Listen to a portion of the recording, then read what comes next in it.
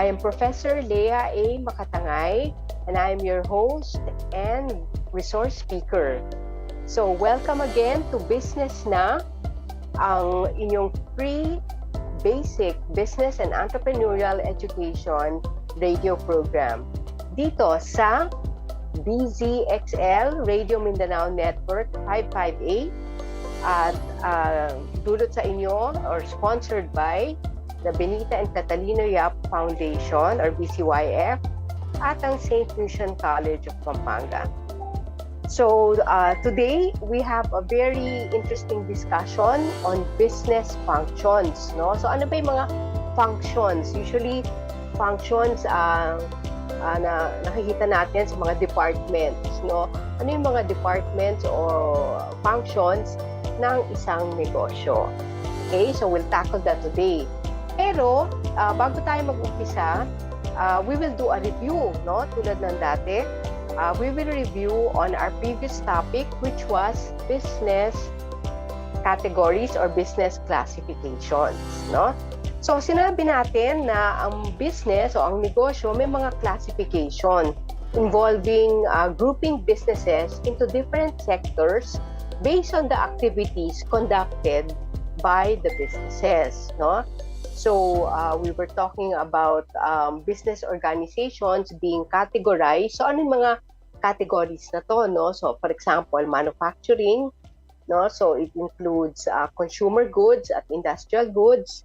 And then we have financial services, insurance, no? So, financial and insurance services. Also, investing services, no? So this is a category which also includes real estate, no? And then we have transportation, communication, and storage, no? So yung transportation tulad ng mga bus kumpanya ng bus, no? Bus companies, taxi companies o yung Grab, Angkas, no? At saka yung mga nagde-deliver ng mga packages, no?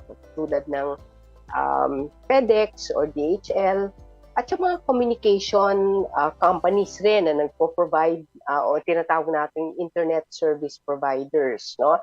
So kasali yan.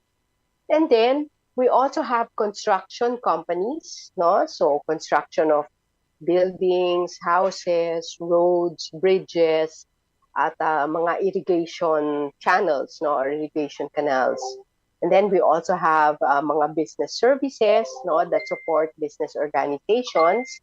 And then we also have mining, no. So mining is a category by itself, no, kasi maraming mga produkto natin are composed of minerals, no, or have as raw materials some minerals, no, na hinuhukay sa lupa, no, from the earth, no. And then, of course, we have wholesale and retail, no, which comes with the distribution of goods, no. And then we have also health and personal services, no, which includes, for example, education, no, yung mga schools, and then health services tulad ng mga hospitals. And then finally, last but not least, we have agriculture, fishing, and forestry. No, so of course, these are very valuable inputs to products that we use. No, mga raw materials sila sa products that are manufactured and used and consumed. And of course, they are food. No, they from agriculture and fishing come a lot of food products that we consume. No, so yan ang mga business organizations. Tapos pwede rin natin namang i-classify o i-categorize, punta tayo naman sa business classifications according to the form of ownership. Okay, so sa pag-aari, no? So we have sole proprietorship. Ano yun, no? So it is owned by only one person and siya na ang we will enjoy the profits as well as suffer the losses by himself, no? Kasi nag-iisa siya. Then we also have partnership. This is when 2, 3, or more individuals get together and they contribute land, property, cash, assets, and so on with the idea to gain profit, no, to grow the business, and then later on, paghahati-hatian nila, i-divide nila yung kita at yung tubo among themselves, no? And then we also have the cooperative, no?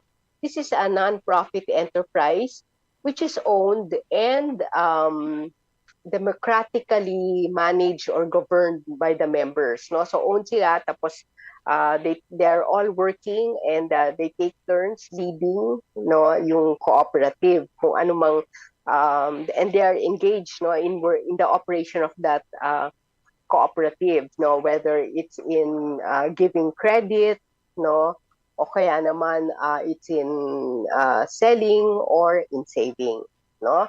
And then recently, na-approve na rin sa bansa natin ang tinatawag na one-person corporation. So this is another kind of ownership, no. So corporation, this is of course the corporation. Let me discuss it muna. It's an artificial being created by the operation of the law. So ang pagtatag ng isang korporasyon, so several members ang corporation, di ba? They have certain powers, they have certain attributes, they have certain authority and properties which are allowed by the law, no? So may sariling identity ang corporation. Tapos tulad na nabanggit ko, recently the country allowed already the one-person corporation. So pwede na maging korporasyon kahit isang tao lang. Okay?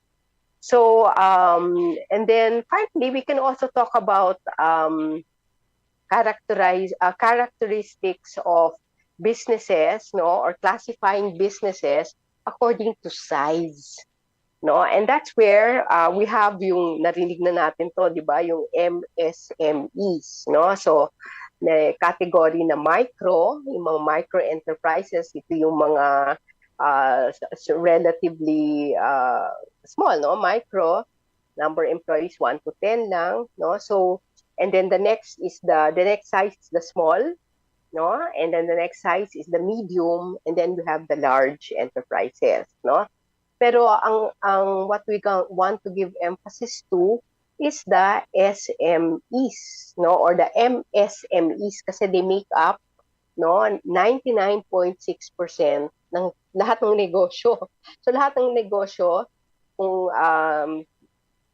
titingnan natin, no, 99.6% of them are MSMEs, meaning 99.6% are micro, small, and medium enterprises, no?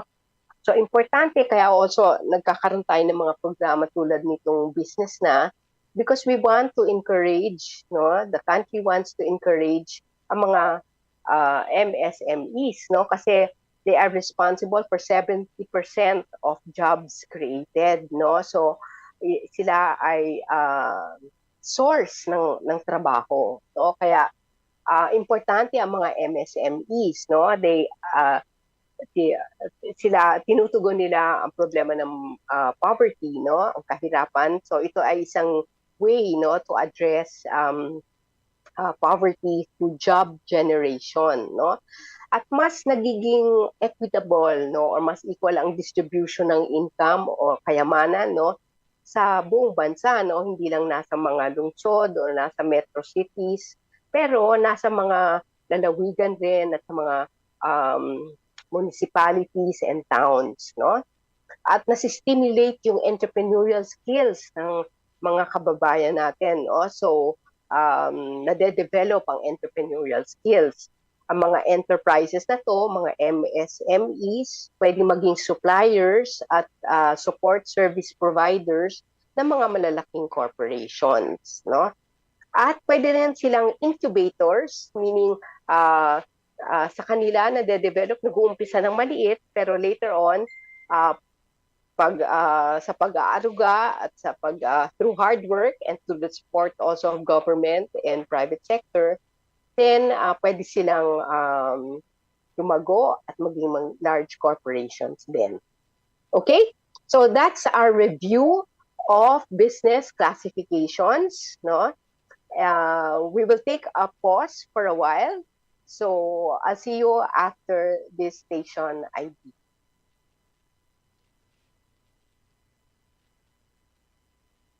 Para di madaling masira ang ngipin ng pamilya, ngayon pa lang, Unique toothpaste for brushing every after kumain. dahil ang unique toothpaste, may Max Protect formula. Ngipin ay Max Alaga, Max Protektado pa. Helps stop cavities even before they start, while keeping breath fresh with regular use. Unique toothpaste for brushing para siguraduhin ngipin ay Max Alaga, Max Protektado pa. Unique Max Alaga, Max Protectado with unique toothpaste maximum fluoride protection. Manufactured by ACS Manufacturing. ISO certified world-class quality. ACS. DZXL News, ang himpilan ng RMN. Business na, matuto at isagawa.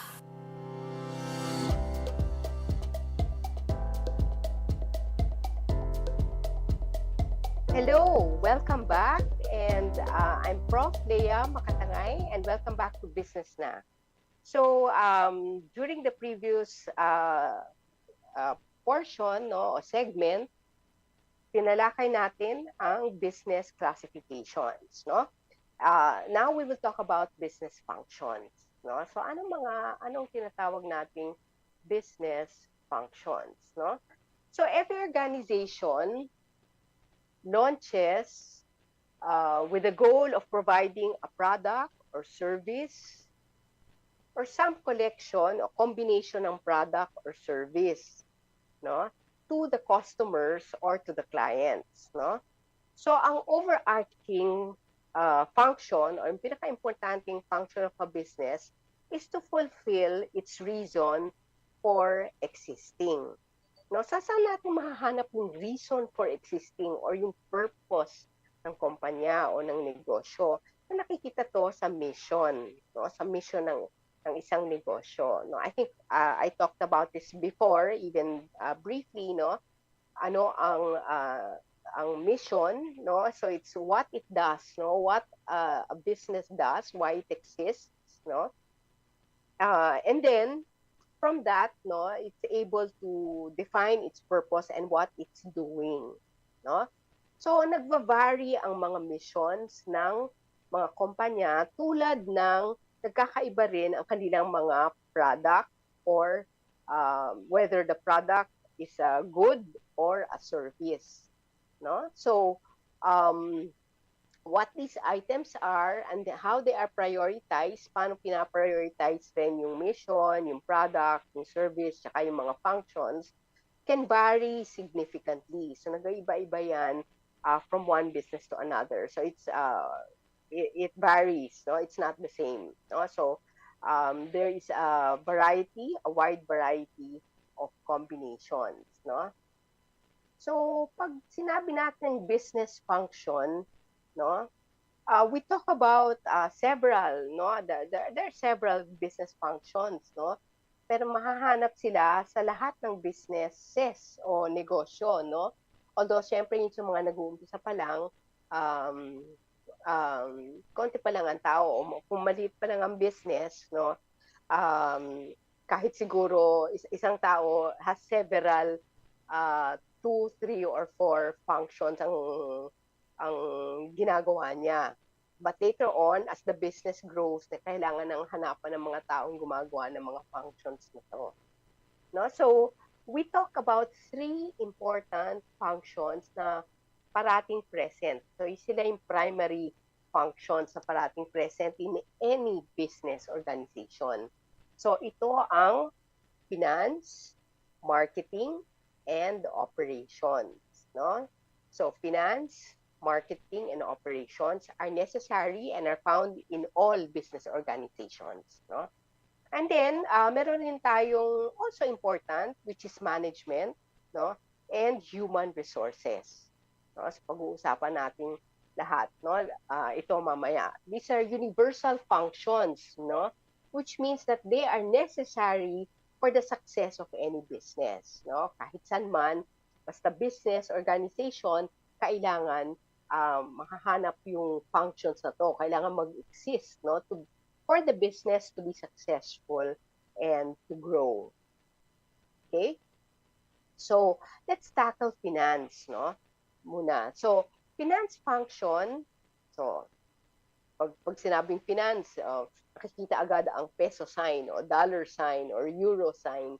So, the finance function refers to the practices and activities directed in order to manage the business finances, no? The functions, naka-orient sila, no, or they are guided towards acquiring, sa pagkuha, no, pagkaroon, and managing sa pangangasiwa ng financial resources in order to generate profit, no? Pag sinabi nating financial resources, usually yung pumapasok sa sa mente o sa ulo natin yung pera o salapi. Pero hindi lang 'yan ang financial resources, no? We have other it's not just cash, for example, no, but we also have other kinds of assets, no, and resources, no, in order to generate profit, no? Kasi kung business organization o negosyo yan, usually that's the goal, no, to be able to generate some profit, no? Yung financial resources and the information that are optimized by these functions and they nagko-contribute sila sa productivity ng other business functions at sa planning at sa decision making activities, no? So input ang finance, no? Kasi for example, kung ang kumpanya mag-expand o kaya bibili ng kailangan ng bagong makina, no? Let's say they need a shredder, an office needs a shredder, or they need more computers, no? Or a manufacturing company needs a lathe machine or a computerized CNC machine, a cutting machine, so on, no? Kailangan ng inputs ng finance, no? Whether it's the right price, whether the funds are available, the right time, what are the credit, whether it will be purchased on credit, what are the credit terms, and all this. No? So necessary lahat yan. No? Finance is the lifeblood of any business. No? So sa tao man lang, di ba, ang blood o ang dugo ay napaka-importante. No? Kasi kung maubos ang dugo o mabawasan man lang ang dugo no, in a significant amount, no, pwedeng magkakasakit ang tao o pwedeng mamatay. No? So, without proper financial resources, the business cannot run smoothly, no? So necessary siya, no? So the financial processes can be related or are related to the planning, execution, control, and maintenance of financial resources, no? So planeado, planning, pag-execute, no? Pag-control ng mga resources, at maintaining them, no? Moreover, its scope is ever increasing, no? Mas increasing na, lalo na as the company grows, no? So usually I will talk later of some points of finance na mas interesado o mas concerned ang mga MSMEs. But later on, if they grow into large companies, no?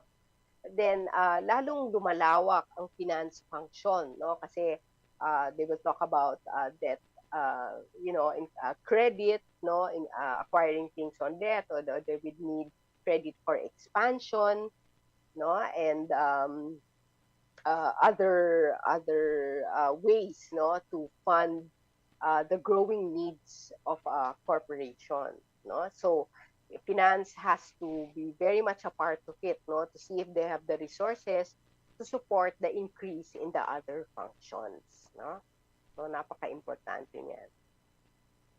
So some key points in finance, no. So costing. These are just some concepts related sa finance, no. So costing, ano yung mga types of cost, no. So sa entrepreneur, as an entrepreneur, either starting entrepreneur or sideline pa lang ang business nyo, no, important to know kung ano ang fixed cost, ano ang variable costs, no, ano ang mga manufacturing costs, ano ang cost for distribution, cost for selling and promotion. So all these costs, yung costing, all these are necessary to know, no, because they are inputs to the financial statements and their inputs also to the pricing. No, they're very important, which we come to another aspect, yung pricing. No, the pricing strategies. We can talk of several pricing strategies. No, paano ba hindi to tulad ng dart game, no, na ano na lang presyo o gagayahin na lang yung presyo ng kompetisyon. Although that is a pricing strategy, that is not always the right strategy. No, there are many strategies to choose from. And of course, your pricing is very important, no, kasi importante na malaman mo kung nako-cover na ang lahat ng costs, no. You're able to cover all your costs and able to gain a profit. Because if you are not able to cover all your costs with your pricing, no, then you'll be losing, no, you'll be losing money and not gaining the profit that you need, no. And then, lalo na sa mga nag-uumpisa pa lang ng business, importante to determine your startup costs, no? Ano yung mga kailangang i-purchase o kailangan nyo to have when you're starting a business. And then you will need to know, part of finance, no, how to acquire funding. That's another aspect, no? How to acquire the funding. Is it from your savings? Is it asking for financial assistance, no, or money from your family, your friends? How do you use your credit card? Sino ang angelpreneur, no? Anong ginagawa ng mga angelpreneur? Ano ang venture capitalist? No, later on as you grow your business, no, at naghahanap ka ng funding or utang sa bangko, paano to makakatulong, no, in acquiring your funding, and how do you qualify for loans, no? So these are some of the financial points that you will have to consider. And then, of course, some other concepts in finance, bookkeeping, no? So, and accounting, no? As you know, accounting and bookkeeping have to do with keeping records, no? Numbers. As you know, accounting is the language of business, no? Kaya very important malaman ang accounting. So, keeping track of your costs, your expenses, the cost of your products, and then the pricing, how much you sell them, and then your expenses, no? How much are your sales, your revenues, how much is the inventory you keep, and so on, no? So it's very important to learn some basic ideas of bookkeeping and accounting, no, when you are planning to be an entrepreneur, no? And then we also have financial statements, no? So importante ang mga financial statements. If you recall, o kung alam nyo, yung at least the three most important, the profit and loss statement, or tinatawag na income statement. And then we also have the balance sheet, no? And then we have the cash flow statement, no? So ang mga financial statements na to, parang silang pruweba or proof or evidence, no, of the transactions that have been happening in your business, no? So, kailangan to keep track of this, especially if your business, ni-register nyo na, the BIR will be asking for these statements, no? So, kailangan you should be keeping records of this. Okay? So, ayan ang mga financial key points sa finance na I think are most relevant for those in business and those who are planning to start their own businesses, no, magnegosyo. No, kahit sideline pa lang, no, dapat you're keeping track of all of this, no? You're learning how to keep track of your income, your revenues, no, and then your expenses in order to determine kung you are profiting, no? Kung kumikita ka nga ba o hindi. And then to apply the necessary solutions. Okay? So that's finance. Let's take a break. I'll see you in a few minutes after this station ID. Okay.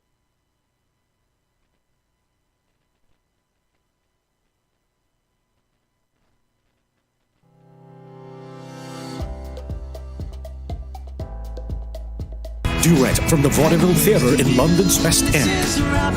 The Simon and Garfunkel Story, live in Manila. Saturday, March 2nd at the Theatre at Soler. Featuring Simon and Garfunkel's biggest hits, Mrs. Robinson, Cecilia, Bridge Over Troubled Waters, The Boxer, and many more. Tickets available at ticketworld.com.ph or Soler Box Office. Presented by Concert Republic. Get your tickets now. DZXL News, ang himpilan ng RMN. Business na! Matuto at isagawa! Prof. Lea Makatangay, and let's resume this episode of Business Na, your free basic business and entrepreneurial radio program education here at DZXL RMN 558 and brought to you by the Benita and Catalina Yap Foundation and the St. Lucian College. So we are talking about business functions, no? And we talked about finance and the various yung mga tinatawag nating key points or important points about finance, no? Lalo na sa nag-uumpisang entrepreneur o tinatawag nating budding entrepreneur, no? So now we'll talk about the second function or primary function, no, which is marketing, no? So marketing is very important because you might have the funds, no? You might have the funds, you might have a product, but unless the people know about it, no, kung hindi kilala ang iyong produkto, no, o serbisyo, no, paano sila bibili, no? At paano ka benta, no, in order to grow your business and eventually gain profit, no? So marketing refers to activities that a company undertakes or does, no, to promote the buying or selling of a product or service, no? So lahat ng mga activities, no, na included, no, o kasali, no, sa pagbibili o pagtitinda, no, including promoting it, making it known. Ang promoting means making it known, no? It can include advertising, no? It can include sales promotion, no? But there are many ways we will talk about it later, no? But all of this is included in marketing. It's a matter of making known your products so that people will become customers, no? And they will get to know of your products, no? They will try them. They will become perhaps first-time customers. And then that's not where it ends, no? Because we hope that they will become repeat customers, no? Mas interesado tayo na sila ay maging repeat customers. Bumalik at bumalik sila ulit, no, para bumili ng produkto, no, ng produkto or serbisyo, no? So some marketing is also done by affiliates in behalf of a company. Siguro narinig niyo to, yung affiliate marketing, no, lalo na online affiliate marketing, no? So this consists of you can market a product, no? You can choose from a company that offers affiliate marketing. You can create a site, no, an online site or page or account, and then put an image or content about that product, no? At kung may bumili, no, somebody clicks on it or purchases it, no, buys it, no, then you get a commission or a percentage of for selling, no? So that's that's another way of selling, no? That's like another channel, no? But some affiliates can do marketing for you. It's a kind of marketing strategy also, no? So marketing as a discipline involves all the actions a company does to draw in customers, no? And maintain a relationship with them. Kasi hindi ho nagtatapos, hindi ho hindi maganda na magtatapos lang with just one or two purchases. No, we want that the purchases continue, that the customers, as I said previously, will come back and eventually will become loyal customers. No, loyal to your brand, loyal to your product, loyal to your service. No, so that sila na mismo, kumbaga para na silang product ambassador, no, or brand ambassador. So they themselves talk about, no, your product, no, in a positive sense, no, in a good sense, because they have experienced it, they have tried it. Kung pagkain nyo, nakain na nila. Kung serbisyo yun, na-try na nila. For example, you own a beauty salon, so yung pag-manicure or pag-haircut, na-try nila. So, o kaya naman foot massage, no? Then and they recommend it to their friends, no?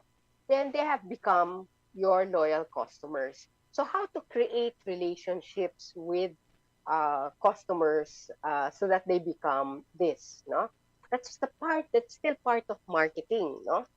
So networking with potential, yung hindi pa customers, no? People pa lang, target market pa lang, no? How do you network with them? And also how you network with past clients, no? Perhaps offering them new products, no? Or offering them new packages, no? That's part of the work of marketing. No? So malawak ang marketing, no? So maraming parte ang marketing. So let's talk about some key points in marketing, no? So narinig niyo na ba yung marketing mix? No, siguro narinig niyo na yung mga 4 Ps. This is very basic sa marketing, no? Yung 4 Ps. Ano yung P? Letrang P, no? So product, price, place, and promotion. No? So we'll talk about that briefly, no, a bit, no, about the 4 P's of marketing. Pero it's interesting to note na may mga marketing guru na dinagdagan nila yung 4 P's, no, mga 5, 6, 7 P's, no. Sabi nila, there's still the other P's, no, tulad ng people, purpose, physical evidence, and others, no? I'll try to recall later. There's still another P, no? Pero processes, no? Processes, no? So that's also a part, another P, no? Pero ang pag-uusapan natin yung 4 P's, original 4 P's, no? So yung produkto, product. So it's very important sa marketing, no, to know your product and to define your product, no? So it can be as basic as ano yung if it's a tangible product, a good, no, a good, something tangible na you can catch with your senses, no, you can define with your senses, no, so pwedeng weight, color, size, dimension, no, dimensions, no. So these are some ways to define the product, no, and then defining the, for example, the strength, the durability, no. These are some of the key areas, no, that how to describe the product, no. So it's important to know your product and or your service, to define your service, no, because you'll have to know how to describe, no, and let your customers experience that service or that good or product, no. And then we come to price, no? So importante rin yung price. So of course you have to know your costs, no? Yung basic costs, but it's also partly to know these are inputs, no, for your pricing strategies, no? So how do you price your product and present it to your customers, no? Kasi hindi naman masyadong mahal, hindi pwedeng masyadong mahal kasi you will lose market share, no? A lot of people may not be able to afford it, no? But pag din naman masyadong mababa o masyadong mura, kasi baka pantayan ka ng competitor at kung mas established siya o siya yung leader, mas mahaba ang PC niya o he has deeper pockets at baka yung mas maliliit na competitors malugi. no? Lalo na it shouldn't be so low na hindi na-cover na yung iyong expenses, no? So it has to be the right pricing, no? So there are many pricing strategies, no? Pero for example, you can compare yourself with a competitor. You can try to more or less hover around the price of the competitor. Pero yung tinatawag na psychological pricing, what do you think is the value, no?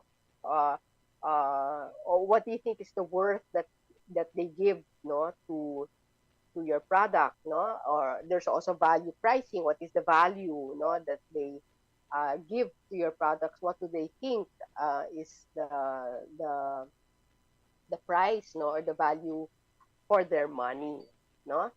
And then many kinds, no, market skimming, um, cost plus, no? Ito yung pinaka with a margin, no? Pwede yung cost nyo times 150%, for example, yun yung final price nyo, no?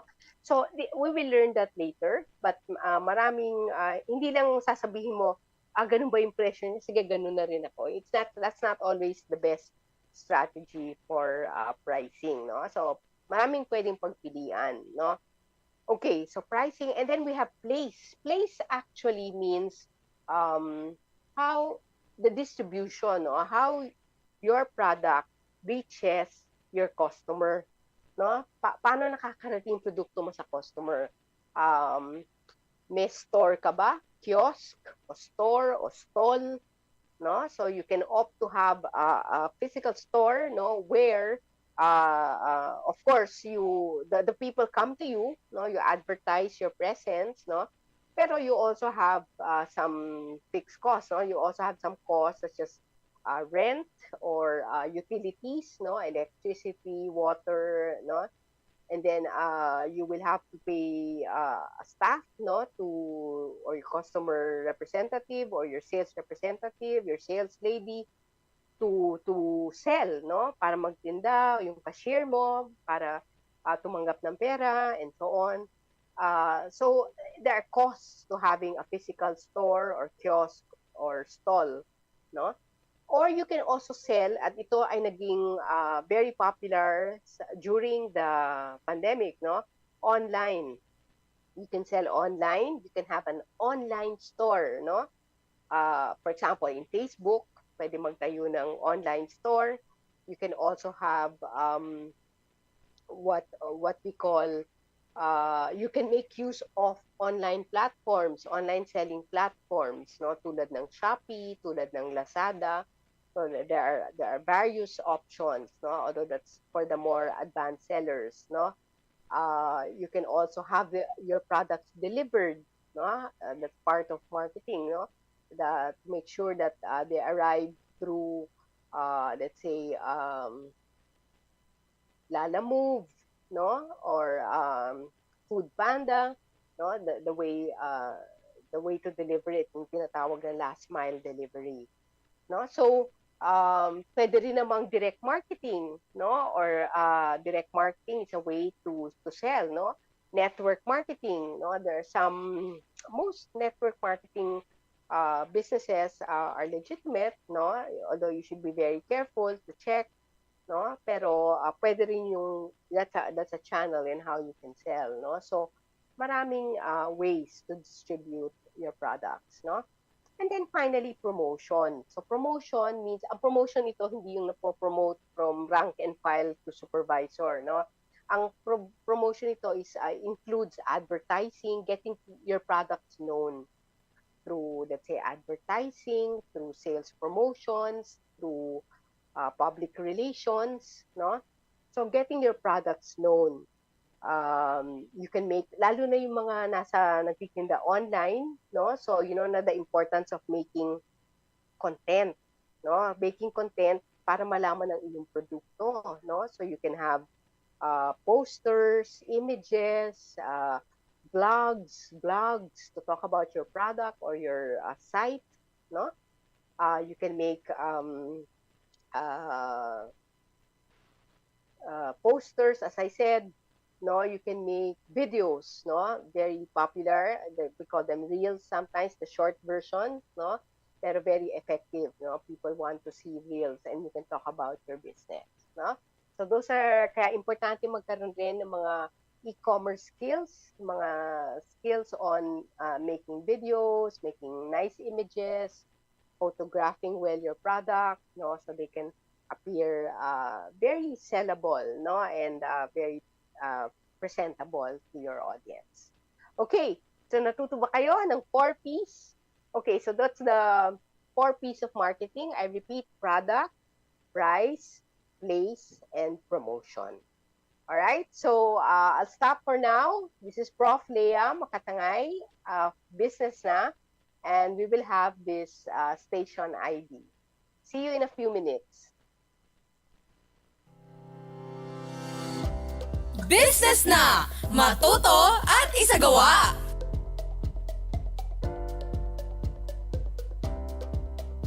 Hi, I'm Dulce, your Asia's power singing diva. From my Dulce Amor days to where I am now mentoring aspiring singers, I feel proud bringing honor to our country. At my age, I make sure I live fit and healthy with proper diet, exercise, and MX3 every day. MX3 is one of my instruments to complete the powerful rhythm and harmony of my musicality. Mahalagang paalala, ang MX3 capsule ay hindi gamot at hindi dapat gamiting panggamot sa anumang uri ng sakit.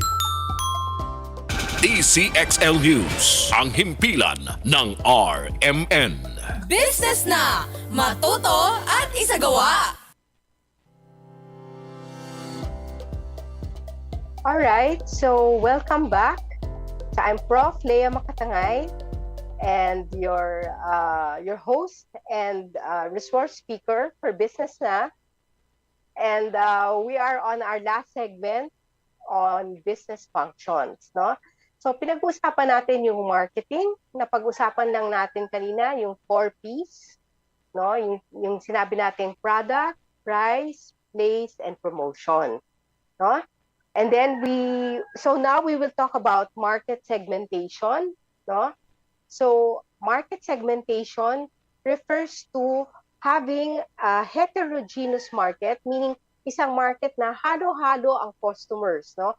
Halo-halo ang types or classifications of customers, no? May matanda, may bata, may mayaman, may mahirap, may taga-syudad, may taga-lungsod, may taga-lalawigan, may taga-munisipyo, no? May Amerikano, may Pilipino, may Chinese, may Lebanese, kung anong nasyonalidad, no? At kung ano-anong relihiyon, pag-iisip, cultural background, and so on, no? So, kung minsan natatanong ko sa mga nagbi-business na o mag-uumpisa pa lang, ito ba ang iyong target market? No? At sinasabi nila, naku ma'am, lahat ho pinagbebentahan ko, no? So, sometimes I tell them, no, na sometimes it's not always the right approach, no? Kailangan malaman sino yung talagang target market. Kasi if you will cater to all, kung minsan hindi mo talaga masasatisfy ang mga pangangailangan at kagustuhan ng lahat. It's much better to segment, no? Meaning to divide, and that's what market segmentation is about, no? Dividing your heterogeneous or halo-halong market, no? Heterogeneous market into homogeneous groups or homogeneous segments. So yung mga more or less meron silang kapareho. No, pareho sila in certain aspects. No? So for example, you can divide your market if you are selling clothes, mahilig ka sa damit, gusto mo gumawa ng mga damit, no? You can segment, let's say, the young people, no? Or you can divide it into children. Mas malalaman mo kung ano mga kailangan ng mga bata, anong preferred colors, anong kailangan na, kasi hindi lang basta, no? Kailangan for example, children's pajamas, kailangan fireproof and all this, no? So may mga requirements, no? Or if you want to, sa teenagers, no? Usually t-shirts na may mga matutunog na phrases o images o anime cartoons or whatever. So pwede rin mag-focus on that, no? So you can focus on the age, you can divide, you can segment according to age, according to nationality, according to geography, no? Geographical location ng mga tao, or you can also segment according to the culture, mga tao, according to the religion, no? So maybe you can have a product, let's say t-shirts or posters na may mga references from the Bible or references from the Quran, depending on the religion that you are trying to target, no? So it's so much better to focus, no? Because not everybody is your target market, and you will not be able to sell always, not to everybody. So it's much better to know who's your target market, also on how you price, no? How you price your product, no? Then you're also choosing what target will be able to buy your product or your service, no? So yan ang payo, no, mag market segmentation, choose the create homogeneous groups and choose the groups that you will focus on, no? And then we also talk about brand, no? So brand refers to let's say the name, no? The name of your product. No, it doesn't refer so much to the name of the company kasi kung minsan yung pangalan ng kumpanya itself hindi masyadong kilala. Pero yung brand, yan ang kilala. Yan ang kailangang alagaan at to take care of, no? At palaguin, kailangan that people will know your brand for quality, because you want to get your brand known for characteristics and attributes tulad ng excellence, no? Pag sinabing brand mo, then right away people think excellent yan o quality product yan, no? O kaya integridad, no? O kaya value, o kaya kung pagkain masarap, no? O kaya nakakatunaw ng uhaw, no? Let's say soft drink, no?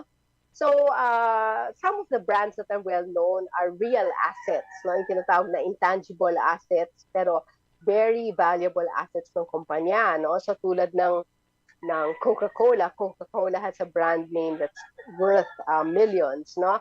Or priceless even, no? And then of course, Disney is another brand for entertainment that's so well known. And for coffee, I guess it's Starbucks, no?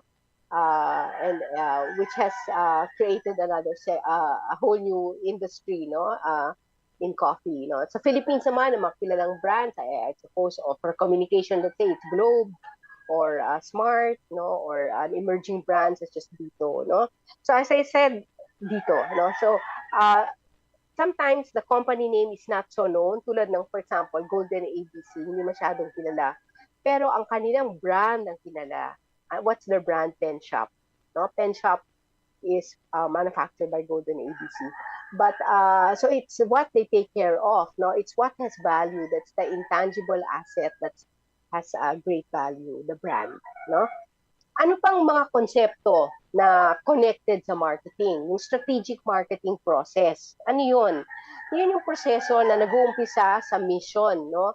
What is the business into? What is the purpose of the business? Ano ba ang purpose, no, objektibo ng isang negosyo, no? So let's say, for example, we want to be the best coffee shop in the Philippines, no? Knowing that, that's their mission, no? And then they define their vision. So they want to attain it, let's say, in 5 years' time, no? To be the best coffee shop. And their mission is to make the best tasting coffee that is loved by all Filipinos, let's say. No? And then that has to be translated, medyo broad statement yon, no?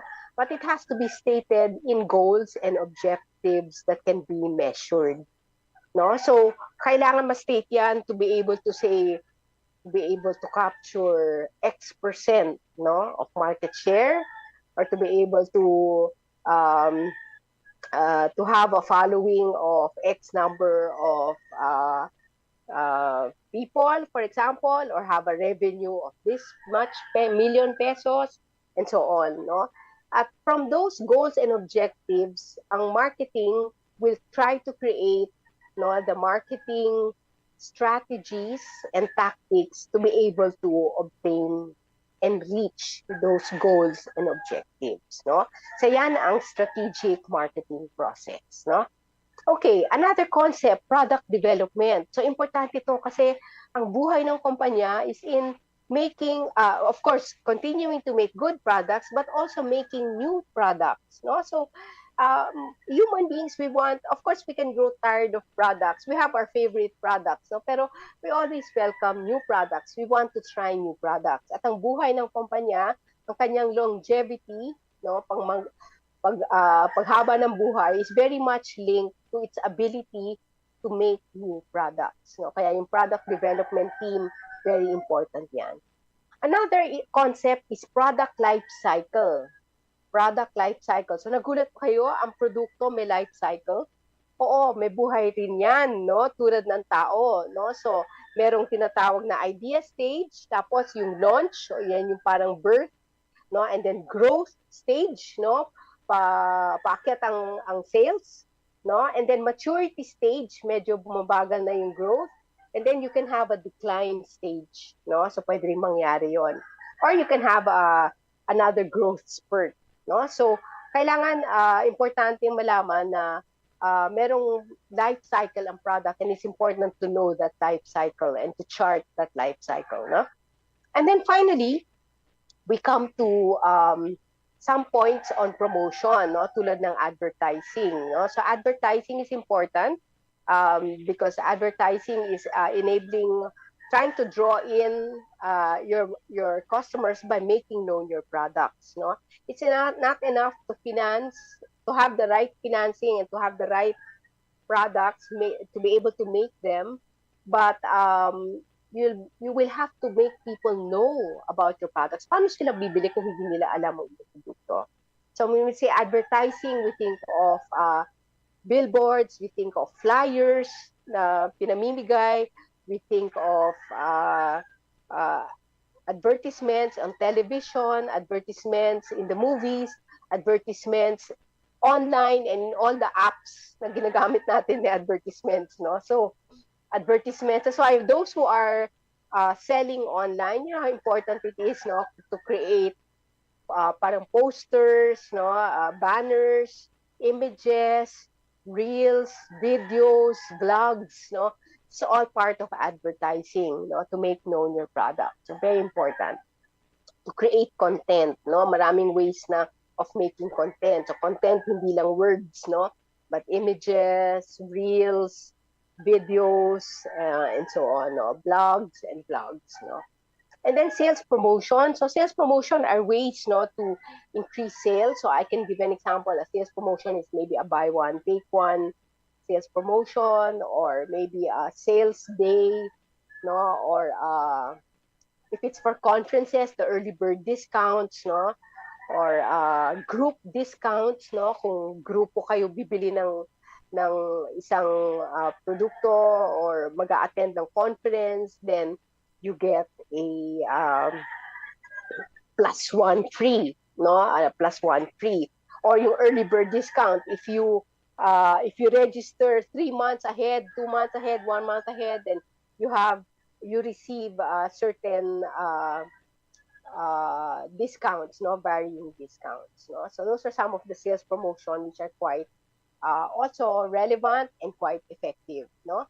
And then finally, yung public relations, no. So yung public relations naman refers to yung effort ng isang kumpanya, let's say, no, to be able to improve relations, say, with its community, or to be able to invite better employees, no, a good quality of employees to apply, or to reach out to its customers or clients more, or to be able to repair, let's say, a damage in the brand, no, say an unfortunate incident na pick up ng media, so they have to repair the damage caused by it, no, or just to improve, no, the brand itself, no, or the image of a company, no. So public relations usually ginagawa yan through special events, through press releases, mga conferences, no. Usually it's seen to be more objective or mas credible siya, no. Kaya sometimes it's also a good part, no, of a company's marketing arsenal, no, o mga marketing tools ng isang kumpanya. Okay?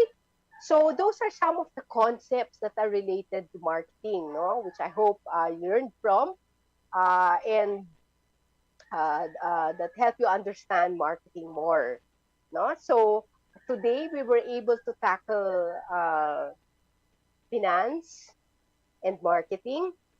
And hopefully, in our next session, we'll be able to tackle operations and management and human resources, as well as some sub-functions which support, no, or help and in all the other aspects, no, that the business functions cover, no.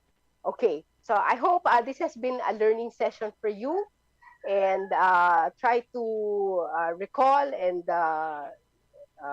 review, no, these concepts, no, lalo na later on pag mag-uumpisa kayo ng business, or kung may business na kayo, no, paano kayo makaka-integrate ng advertising strategies o sales promotions in your business o sa negosyo, o nakita nyo na yung importansya nito. Okay, so with that, we end this session's business na episode. This has been your host and resource speaker, Prof. Lea Makatangay. And I invite you to join me next week, next Saturday, for another session on business functions. No? So we will continue our business functions discussion. Okay? So with that, thank you. And I'll see you next week.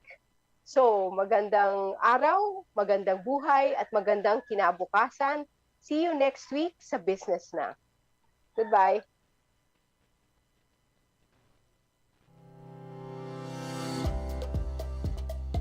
Business Na!